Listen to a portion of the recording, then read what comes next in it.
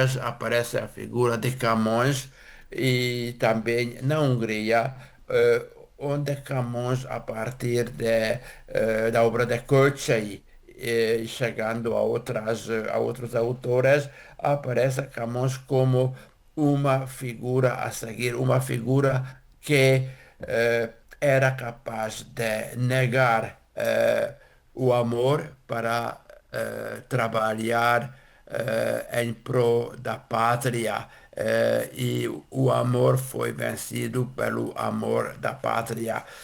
Seria tema de uma outra conferência que talvez seria menos interessante para o público brasileiro do que para o português, como foi citado e quantas vezes foi citado Camões na literatura húngara, mesmo os Lusíadas foi transformado segundo o nosso desejo nacional, quando as figuras antigas de Camões e alguns itens, alguns objetos dos Lusíadas aparecem vertidos para húngaro. Mas eu não quero divagar muito sobre isso, porque é um tema alheio e requeriria mais tempo. Bom, como já disse, a Idade Média estava no foco da atenção e assim, os arquitetos, os artistas procuravam na Idade Média suas próprias raízes, como também as nações. Assim, em lugar do classicismo, aparece o gótico no pensamento europeu. Eh, Assim aconteceu na pintura húngara. Na pintura húngara desta época romântica, em vez do presente mesquinho, aparece o passado glorioso. Aqui podem ver uma pintura de Mihály Munkácsy que mostra o momento quando o chefe de exército das tribos húngaras, Árpád, chega à Hungria e declara que os húngaros ocupam esta terra. Aqui há outra pintura que também mostra o passado glorioso, um momento muito glorioso da nossa história, quando Miklos Zrínyi ataca os turcos. O Miklos Zrínyi já foi mencionado como poeta e aquela pessoa que no século XVII citou numa das obras o Brasil, mencionando que os húngaros deveriam pedir asilo, ajuda e terras no Brasil para poder sair da Hungria e encontrar território. O seu avô, também Miklos Zrínyi, um século antes, nos meados do século XVI, defendia a fortaleza de Szigetvár, mas o assédio durou, o cerco durou demasiado tempo e quando já os soldados eram exaustos, não havia comida nem bebida, o Mussolini resolveu não se render aos turcos, senão sair à frente de um punhado de soldados da fortaleza e matar tantos turcos quantos puder. Mostra este momento heroico da abnegação deste chefe de exército Miklos Zrínyi, húngaro, nos meados do século XVI, naquela época quando os turcos iam se apoderando dos territórios húngaros e ocupando a Hungria. Aqui é outro momento, é quando esta é a linha da morte, podemos dizer, casa de luto, dizem em húngaro, quando num havia um atentado de atentado contra os Habsburgos, também ligado ao círculo de Mussolini mencionado antes. Aqui podem ver uma das pessoas participadas nesta conspiração contra os Habsburgos, esperando a sua morte. O tema é triste, mas foi alentador para os, digamos, os que viam esta pintura, porque mostrava que ainda existia uma resistência na nobreza húngara contra os austríacos.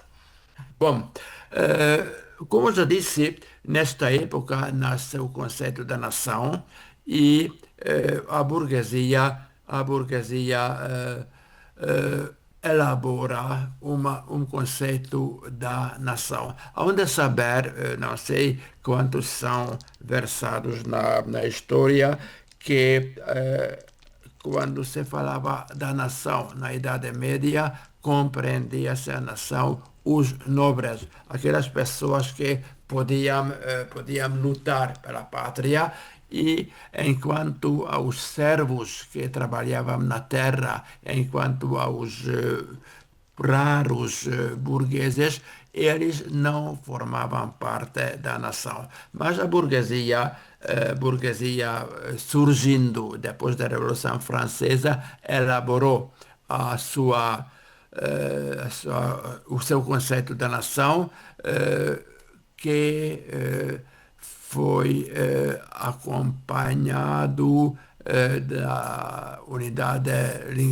por unidade linguística e cultural. Também havia requerimento da independência nacional e o fim era desenvolver a língua e cultura nacionais. Este foi objetivo muito importante. Vez passada falei sobre Ferenc Kosinski, citei um poema dele. Este Ferenc Kosinski, no final do século XVIII, ligado aos movimentos dos que ficavam aqui na Hungria sob a influência francesa, queria renovar a língua, porque a língua húngara não era considerada como uma língua flexível e apta para as demandas da nova época, e tendo uma correspondência com seus amigos, com poetas, escritores, intelectuais, renovava a língua, encontrava palavras húngaras, ou inventava palavras húngaras para muitos fenômenos da vida moderna. Isso era muito importante, porque nos anos 20, quando os húngaros já tinham esta nova consciência da nação, passavam a usar a língua húngara em vez da alemã, que era o resultado do domínio austríaco, em vez do latim, que era, como hoje é o inglês, a língua das pessoas cultas.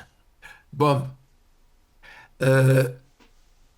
aqui podem ver a transformação do Vigadó, quer dizer, reduto, lugar de diversões, que fica em Pest, à beira do Danúbio. Aqueles que visitarem Budapeste podem ver o edifício do reduto ou do Vigadó.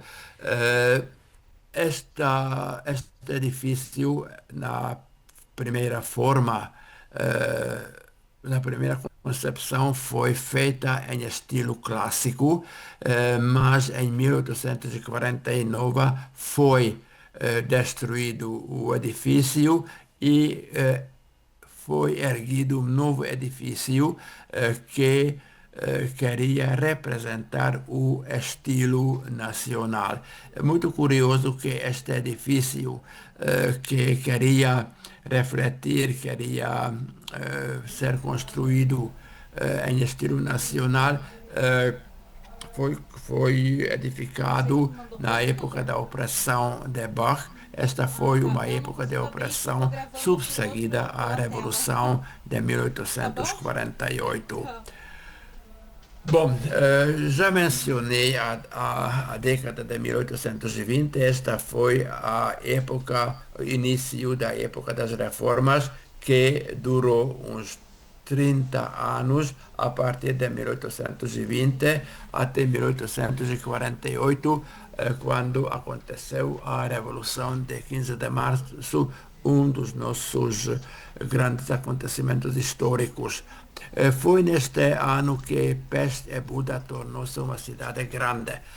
Podem estranhar que digo Pest Buda e não Budapeste. Digo isto porque nas duas beiras, nos dois lados do Danúbio, existiam duas cidades independentes. Do lado esquerdo, estamos de costas às fontes do Danúbio, a cidade, uma cidade real, uma cidade dos nobres, como Castelo e com muitas, muitas fazendas onde vivia a nobreza. Do outro lado, em frente da Buda, encontrava-se Pest, que era um lugar plano. Pest em eslavo queria dizer país, assim que era uma parte lodosa da cidade, que tinha vários canais do Danúbio, e aqui viviam, em primeiro lugar, os artesãos, e também viviam aqui os burgueses. Ao contrário da aristocracia que vivia em Buda. Havia uma terceira cidade mencionada, Buda a Velha. O Buda, esta foi aquela cidade que os romanos construíram e organizaram, fica ao norte de Buda.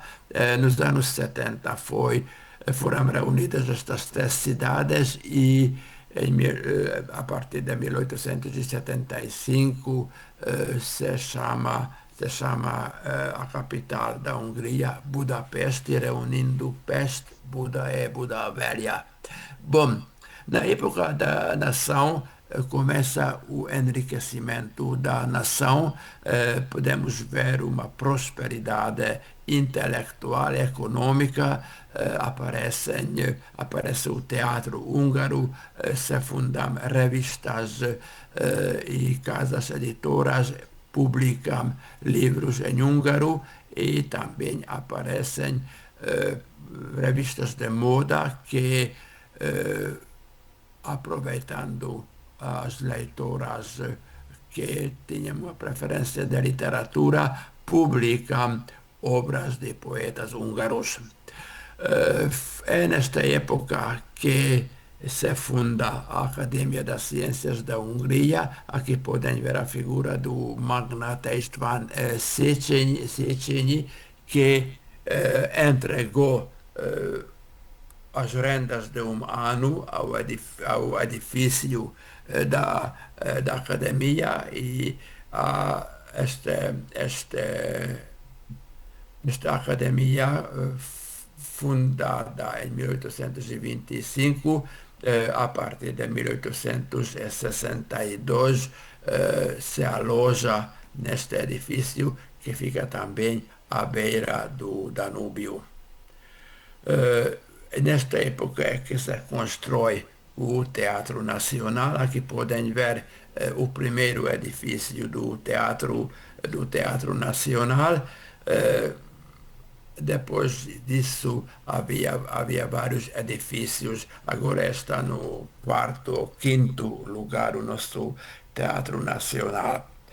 Mas esta é também uma história longa. Foi neste Teatro Nacional que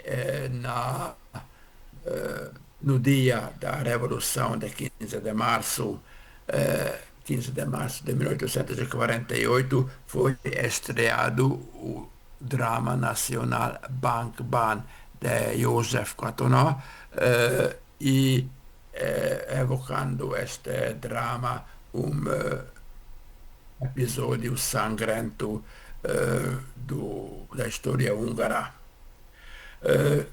Se constroem novas vias férreas dentro da Hungria e entre Budapeste e Fiume, em croata Rijeka, na beira do Mar Adriático. Isto é muito importante porque este ponto é partida dos pacotes húngaros que transportavam trigo para o Brasil, assim que o porto do Fiume é um ponto de ligação entre o Brasil e a Hungria. Entra a moda do Ocidente, nesta época se instauram as corridas dos cavalos. Aqueles que tenham lido Os Maias de Eça de Queiroz podem ver que todos os intelectuais magnatas consideravam a corrida dos cavalos, as corridas dos cavalos como um passo para o desenvolvimento e por isso frequentavam estas corridas dos cavalos com grande entusiasmo.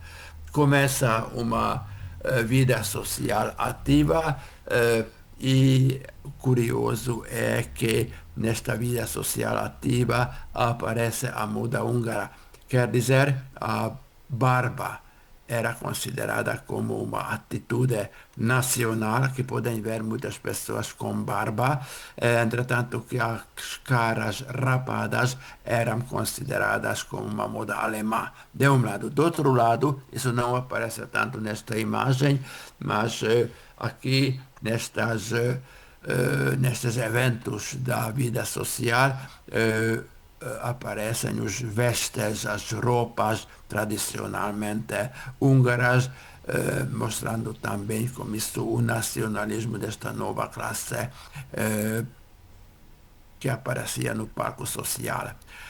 Já mencionei que as revistas de moda ou as folhas de moda divulgavam também a literatura. Isso é natural porque, como é bem sabido, as mulheres liam mais literatura do que os homens, entretanto que os homens foram ocupados com a política, a economia, artigos escritos e aparecidos publicados nos jornais diários. Bom, então esta folha de moda ou revista de moda deu lugar a a poesia de muitos poetas húngaros. Algumas figuras eminentes da época, aqui dois políticos, isto é, Széchenyi Batthyány Lajos, que foi um ministro húngaro. Széchenyi foi deputado e uma figura importante na nossa política. Aqui podem ver a figura de János Arany, o nosso poeta nacional. Infelizmente não cabe nestas conferências, mas eu talvez se há uma possibilidade de divulgar entre os interessados por Hungria, um PPT, vou enviar um PPT sobre como queria János Arany e os seus coevos, os seus companheiros, criar uma mitologia húngara inventando certos deuses, certas figuras baseados ou baseadas nas tradições antigas, criando uma mitologia húngara como os alemães criavam, como Wagner nas suas óperas criava, para enobrecer os húngaros. Aqui temos o famoso compositor Ferenc Liszt, que foi um compositor que tinha renome por Europa e viajava muito por estrangeiro. Aqui há mais uma imagem de Liszt, de Ferenc Liszt, e outro Ferenc é Erkel. Erkel é o compositor da música do nosso hino nacional. Agora vejamos a figura de János Arany. Ele tentava primeiro criar uma figura do povo como herói das nossas epopeias.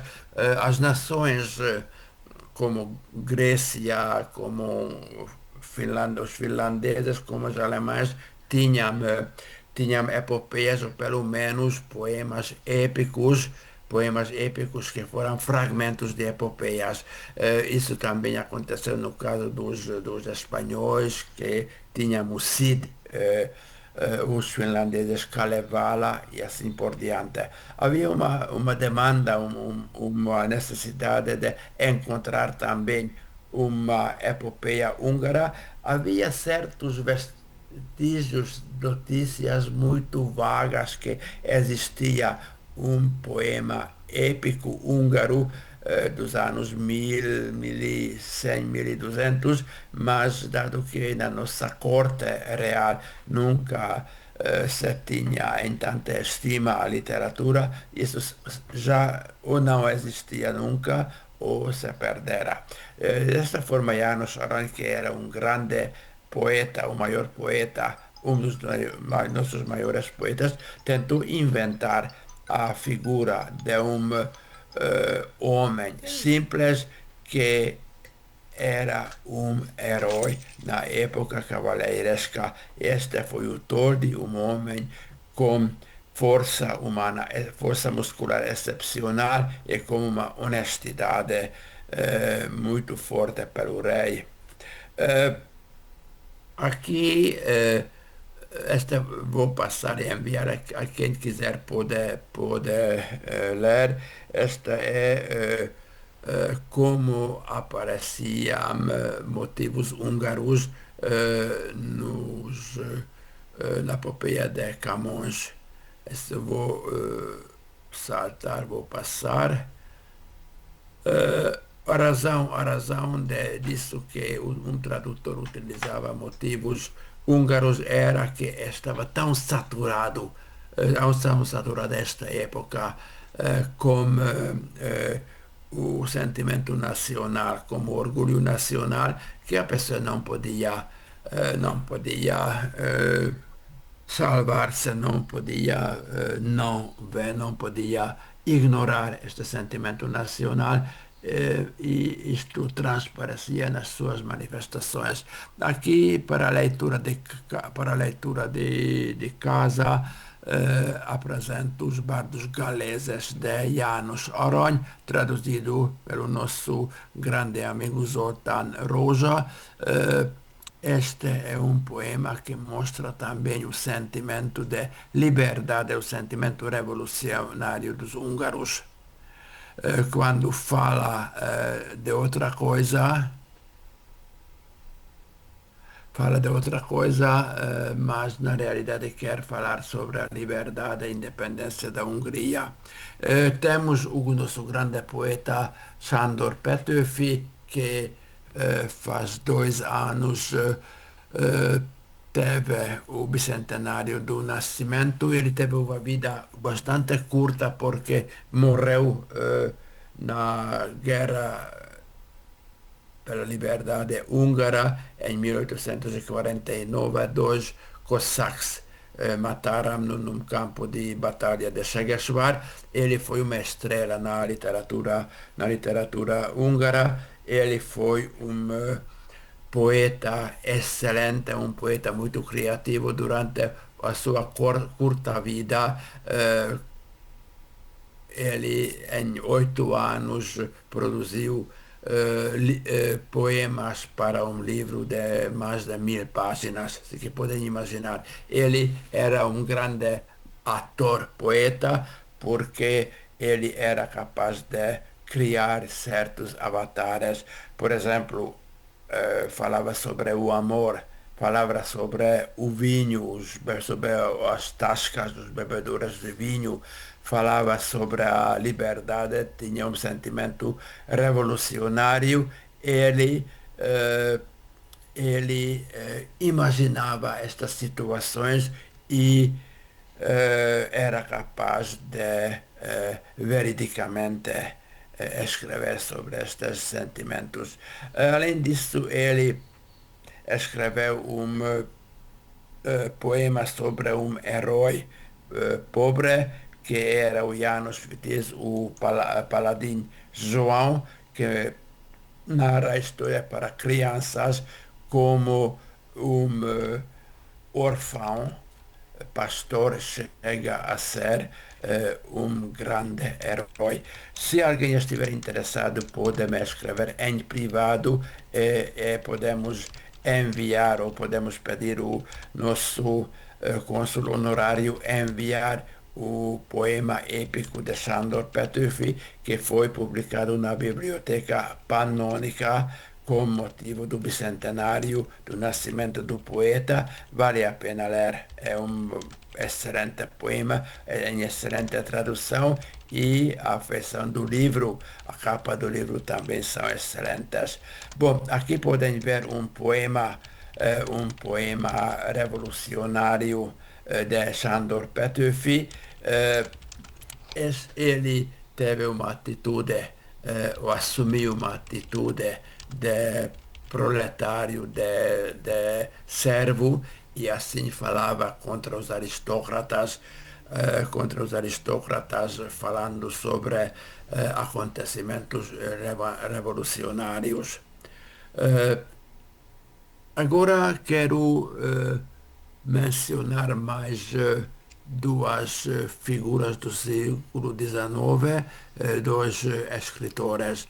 Eh, À esquerda fica o Mór Jókai e à direita o Kalman Mixat. É nesta época quando a Hungria abre as portas para a Europa e eh, e para o mundo e começam a aparecer já a partir dos anos 1850 referências ao Brasil. Em 1856 sai, por exemplo, na Vasárna Piusa, na revista de domingo, um conto de Mór Jókai, onde os heróis dele, naufragados, chegam até o Rio de Janeiro e depois disso há também outras obras deste autor onde se faz menção do Brasil. E temos que mencionar Kalman Mixat, que na biografia romanceada de Mór Jókai menciona encontro, uma entrevista curiosa dele, do monarca brasileiro, e também em vários escritos curtos encontramos referências ao Brasil. Vejamos então a imagem do Brasil, se observa na obra de Mór Jókai, neste conto já mencionado 10 mil dólares, 10 milhões de dólares, e também há outras menções sobre o Brasil no romance dele, por exemplo, o romance do século vindouro, ele fala sobre o comércio entre o Brasil e a Hungria e no Aranyember, o Homem de Ouro, informa, podemos ler frases como a capital do Brasil é o Rio de Janeiro, é de lá que transportam para cá o algodão e tabaco, lá se encontram as minas de diamantes mais famosas. Aqui podemos ver a imagem do imperador Dom Pedro e do Mór Jókai e podemos ler na revista Nyugat, como também na biografia romanceada de Mór Jókai escrita por Kalman Mixat, que Morioka tinha amigos soberanos. Dom Pedro, o interessante imperador, este é o estilo do século XIX, o interessante imperador brasileiro, hospedou-se intencionalmente no hotel Angkor Királynő, e não no apartamento oficial com digno monarca, no castelo de Buda, para poder ter contato íntimo e fácil com o seu parente espiritual, o bondoso Mor Yokai. Esta informação é muito curiosa e sabemos de outras fontes que Dom Pedro era um leitor assíduo dos romances de Mor Yokai. Nesta altura, muitas obras de Mor Yokai foram traduzidas para francês e, supondo que o monarca lia em francês, podia ler vários contos, vários romances de Mor Yokai, era disso a preferência por ele. Além disso, naquela época, aquela fantasia copiosa e rica de Mor Yokai cativou muitos leitores. Bom, aqui nas obras de Morioka aparecem muitos itens brasileiros, como aparece o nome Brasilfa para o Brasil, outras plantas e animais característicos da flora e fauna brasileira, como aguti, cutia, anaconda, Fernambukfa, outro nome húngaro do pau-brasil, guaraná, eh, guaraná canheiro, pão feito de guaraná, manguifa, mangueira e onça. Foi escrito assim. A transcrição húngara do nome deste ferido supõe mesmo a leitura de algum texto em que este nome aparece em português, pois lá assim pois só assim se explica a leitura, por conseguinte a pronúncia incorreta do C cedilha.